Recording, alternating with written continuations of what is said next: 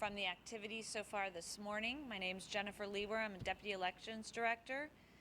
With me today is Supervisor Bill Gates, and I'm going to go ahead and let him take the beginning of this press conference. He will have comments, and then we will do our question and answer.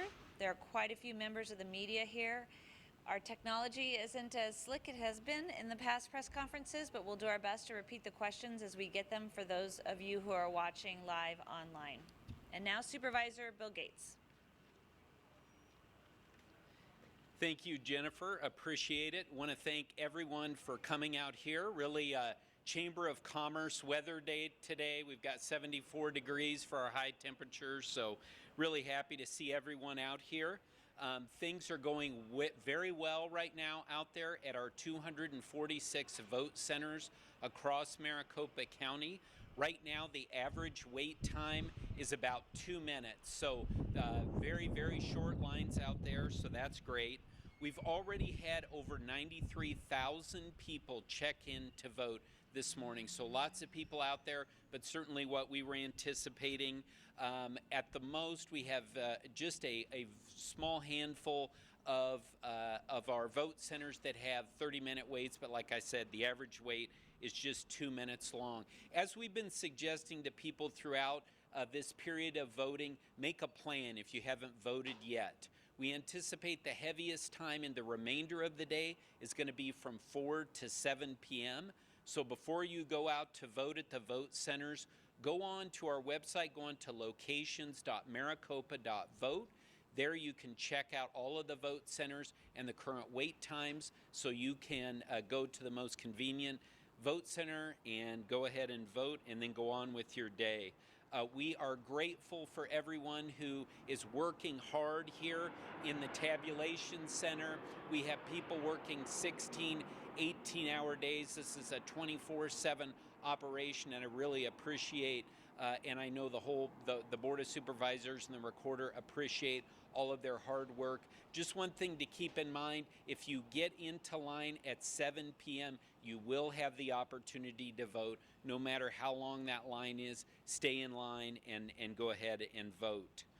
As far as any questions about what's going on with the election, if you have concerns about things that you might be reading on social media and elsewhere, please go to our website, justthefacts.vote, where you can get the most up-to-date and you can get accurate information.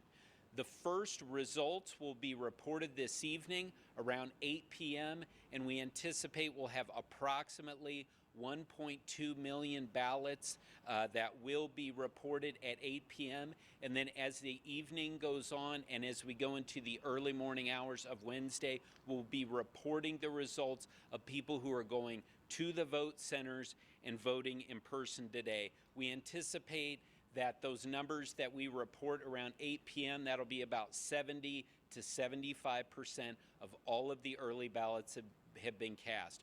We've had a lot of excitement for this election, a lot of participation both in early voting, and of course that is continuing on today. So with that, be happy to answer any questions that you might have.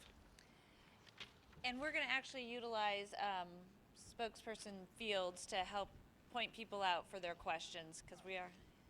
Yes, Nicole. I was wondering, are you all seeing the misinformation circulating that some vote centers are shut down, and can you address that, how many shut down? Yes, absolutely. No, appreciate that question. There have been no vote centers that have been shut down. We are out there going ahead and servicing the printers as we normally would if there are issues, where we need to update the toner, but there have been no vote centers that have been shut down. Things are moving very smoothly out there today.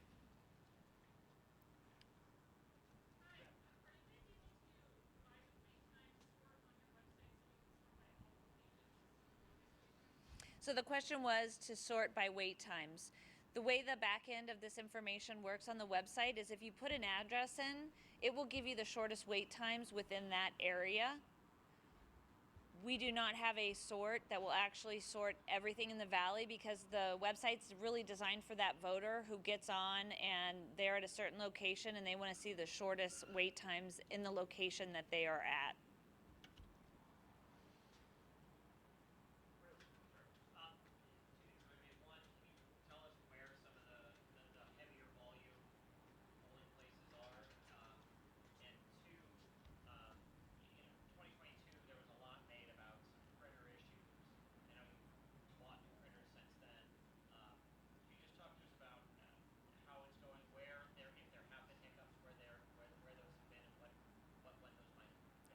Yeah, so like I said, the printers have been operating very well. The board, we invested $9 million in getting new printers, and those are running very well. We're not running into, at this point, any of the tabulation challenges that we saw in 2022. And with regard to some of the ones that have a little bit longer lines, again, we're talking like 30 minutes, 32 minutes. I know Surprise, City Center, that one is very popular. Location, I believe Mesa Community College, Indian Bend. These are some of the ones that, frankly, in early voting, we've seen with some of the longer wait times too. But again, we told people, we talked about this yesterday, we've been talking about this, lines will occur, but we're very pleased with what we're seeing right now. But something that's important for people that really want to avoid the lines, your slowest time left in the day now is going to be mid-afternoon. So go out in the mid-afternoon, you're going to be likely to have the shortest lines. And again, if you can't go and vote until after work, which I absolutely understand, for those folks, probably a good idea to go on to locations.maricopa.vote to see where the shortest lines are, and then go there and get in line by 7 p.m. and you will have the opportunity to vote today.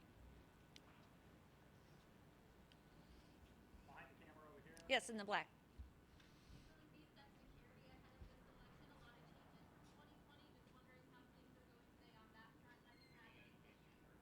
All right. You've done the investment, or we Yeah. can have the sheriff speak? Yeah, well, I would say, first of all, from our perspective, and happy to see if the sheriff has anything to add, we're very proud to have made the investments in security here at this facility and elsewhere. We have invested millions of dollars in that to make sure that the workers who are here today feel safe, and things have been very calm, but happy if the sheriff wants to add anything to that. Yeah, just real quick, want to thank all the public safety partnership out there. Every agency is dialed up for this. We've done a lot of planning prior to this, and we have several emergency operations centers, communications, cross-line, all the way from McTech to Phoenix to our ACTIC and even the sheriff's office. So those communication lines are continuing with anything that comes up. At this point in time, we've had no credible issues relative to public safety, and we will continue to monitor and assess and have those resources deployed throughout Maricopa County until those polling centers close, and then obviously things will start to wind down over at the tabulation center. Yeah, and I just want to thank the sheriff. I want to thank all law enforcement here in Maricopa County, as well as our federal partners who have just been amazing. County attorney, U.S. attorney, across the board. It's a partnership that we have here in Maricopa County that I think is really second to none. So again, Sheriff, thank you so much. We got folks in the back that we don't want to miss out on.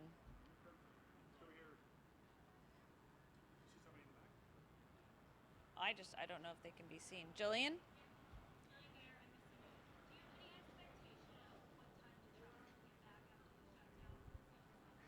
So the question is about the shutdown of our vote centers. Our vote centers, obviously, they close at 7. If voters are in line, they are allowed to stay in line, they are allowed to vote.